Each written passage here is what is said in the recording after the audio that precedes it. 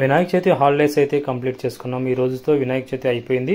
కాకపోతే ఇంకా హాలిడేస్ అయితే మనకి ఇంకా మిగిలి ఉన్నాయి. కాకపోతే ఇక్కడ నుంచి మనం తీసుకున్నట్టయితే ఈ మంత్ లాస్ట్ వరకు అంటే 15th మనకి కాలేజెస్ ఓపెన్ అవుతున్నాయి అనుకోండి. దాదాపుగా మనకి ఇంకొక 15 days మాత్రమే టైం ఉన్నాయి. అంతలోపల మళ్ళీ హాలిడేస్ ఉన్నాయన్నమాట.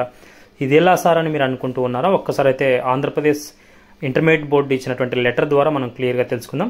సో ఇక్కడైతే బోర్డ్ ఆఫ్ ఇంటర్మీడియట్ ఎడ్యుకేషన్ వాళ్ళు అయితే మనకి ఆంధ్రప్రదేశ్కి సంబంధించి క్లియర్గా చెప్తున్నారనమాట. హాలిడేస్ అయితే మనకి దసరా హాలిడేస్ అనౌన్స్ చేశారు, యూనిట్కి సంబంధించి ఎగ్జామ్స్ కూడా అనౌన్స్ చేశారని చెప్పేసి.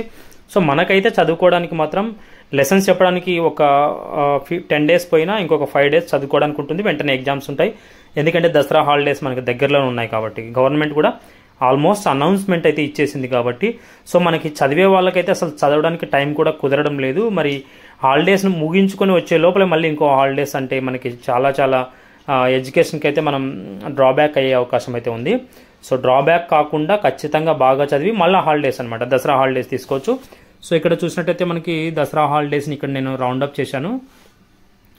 So annual calendar for the academic year 2024 and 25 అని చెప్పేసి.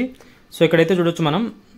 సో యూనిట్ 1 29వ తారీఖు 7వ నెల. సో అది కంప్లీట్ అయినట్టు.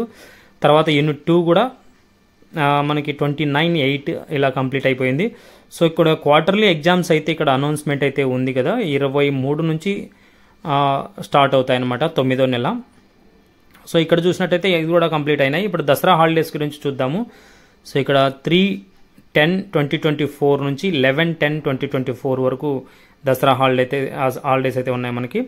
సో ఈ విధంగా అయితే మనకి వెంటనే హాలిడేస్ ఉన్నాయి. మరి బాగా చదివే వాళ్ళు మాత్రం ఖచ్చితంగా బాగా చదివి తీరాలి. ఇంకా మరిన్ని వీడియోస్ కోసం ఖచ్చితంగా సబ్స్క్రైబ్ చేసుకోండి.